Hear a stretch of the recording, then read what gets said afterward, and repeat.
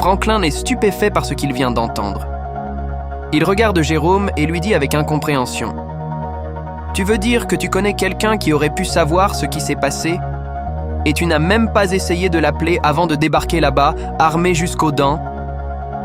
Pour Franklin, c'est une erreur grave. Avant de risquer une guerre, il fallait d'abord recueillir des informations et vérifier les faits. Jérôme lui répond alors « Je t'avais donné la carte sur laquelle il y avait son numéro. » Il fait référence à la carte de visite que Lucia Villanueva avait laissée à leur vendeur lorsqu'elle cherchait à entrer en contact avec Franklin. En entendant cela, Franklin comprend qu'il existait une piste à explorer avant de passer à l'action. Pour lui, un simple appel aurait pu permettre d'obtenir des réponses et peut-être d'éviter une confrontation inutile avec les Mexicains. Franklin décide enfin de vérifier les faits avant d'agir. Il prend le téléphone et compose le numéro figurant sur la carte que Jérôme lui avait donnée. Lorsque Lucia décroche, Franklin va droit au but. Il lui dit « Je veux parler à la femme qui m'a fait remettre son numéro il y a 2 jours. Ça s'est passé à Pico Union. » Franklin ne l'appelle pas pour la menacer, mais pour obtenir des réponses. Il veut savoir si Lucia est au courant de ce qui est arrivé à Delroy et Victor, afin de comprendre qui est réellement responsable, avant de prendre une décision qui pourrait déclencher une guerre entre son réseau et celui des Mexicains. Franklin appelle le numéro et tombe sur Lucia. Surprise de recevoir son appel, Lucia lui dit « Je croyais que vous vouliez me parler d'une entente commerciale. » Franklin lui répond calmement, mais avec fermeté. « On verra pour ça. Si je t'appelle aujourd'hui, c'est pour savoir pourquoi mes hommes ont été tués hier. » Lucia est prise de court. Étonnée, elle demande « Ils sont morts? Vous en êtes sûr ?» Franklin s'énerve aussitôt. Il lui répond « Ne te fous pas de ma gueule. 2 de mes hommes sont morts et tu me demandes si j'en suis sûr. » Lucia garde son calme et lui explique qu'elle n'était absolument pas au courant. « Je ne savais pas. Personne ne m'en a parlé. » Franklin lui demande alors à qui il parle exactement. Elle se présente « Je m'appelle Lucia Villanueva. » Franklin enchaîne avec la question qui l'intéresse le plus. « Est-ce que tu sais qui a tué mes hommes ?» Lucia répond honnêtement « Pas du tout. Mais je peux me renseigner et découvrir ce qui s'est passé. Ensuite, on pourra se voir. » Franklin accepte sa proposition. Les deux conviennent alors d'un rendez-vous afin de discuter de cette affaire et, éventuellement, de leur future collaboration commerciale. Cette conversation marque le premier véritable contact entre Franklin et Lucia. Au lieu de se déclarer la guerre, ils choisissent d'échanger des informations pour découvrir le véritable responsable de la mort des 2 dealers. De leur côté, Teddy et son frère Matt sont finalement reçus par Diego et Danilo. Après l'incident avec les gardes, ces derniers leur offrent à manger afin d'apaiser la situation. Pendant le repas, Teddy exprime son mécontentement. Il leur dit qu'il était simplement venu leur présenter son nouveau pilote et les rassurer sur la continuité des livraisons. Puis il ajoute qu'au lieu d'être accueillis correctement, ils ont été frappés et insultés. Diego lui répond sans détour. « C'est parce que tu as été insolent. Tu as insulté notre pays. » En entendant cette réponse, Teddy préfère se taire.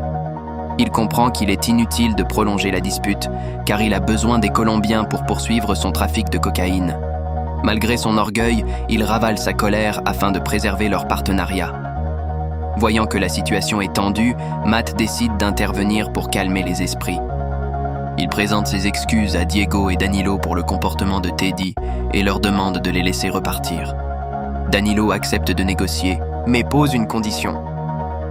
Il leur dit que s'ils veulent repartir maintenant, ils devront prendre le double de la marchandise afin de compenser la cargaison de la semaine précédente. Matt lui répond qu'ils n'ont pas apporté suffisamment d'argent pour payer une telle quantité. Il ajoute cependant « Nous sommes prêts à prendre la marchandise aujourd'hui et à vous payer le reste lors de notre prochaine rencontre. » À la surprise de Teddy et Matt, Diego et Danilo changent de sujet. Ils leur demandent alors « Et les visas ?» Teddy, étonné, répond « Vous parlez des documents officiels du gouvernement ?» Diego et Danilo lui rétorquent aussitôt « Tu ne nous avais pas dit que tu travaillais pour le gouvernement ?» À cet instant, Teddy préfère garder le silence. Il comprend que son statut réel et ses liens avec le gouvernement américain compliquent désormais les négociations. Matt reprend alors la parole pour éviter que la discussion ne dégénère. Il leur assure « Ne vous inquiétez pas, nous nous occuperons des visas, il n'y aura aucun problème. » Grâce au calme de Matt, la tension retombe et les discussions peuvent reprendre sur des bases plus diplomatiques. Franklin se rend au lieu du rendez-vous accompagné de son équipe. À leur arrivée, il aperçoit Lucia en compagnie de Gustavo. En voyant Franklin, Gustavo est surpris. Il le regarde et lui demande « Qu'est-ce que tu fais ici ?» Franklin lui répond calmement « C'est moi que vous vouliez voir. » Gustavo comprend alors que Franklin est le chef du réseau avec lequel Lucia cherchait à entrer en contact. Lucia prend aussitôt la parole et propose de discuter à l'écart. Elle dit à Franklin « Viens, on va parler en privé. » Les deux s'éloignent donc de leurs hommes afin d'échanger seuls, tandis que leurs équipes restent en retrait, attentives aux moindres problèmes. Cette rencontre marque le début de véritables négociations entre Franklin et Lucia, aussi bien au sujet de la mort des deux dealers que de leur possible partenariat commercial. À l'écart de leurs hommes, Franklin et Lucia commencent à discuter. Franklin entre directement dans le vif du sujet. Il lui explique que ses hommes veulent venger leurs deux camarades assassinés.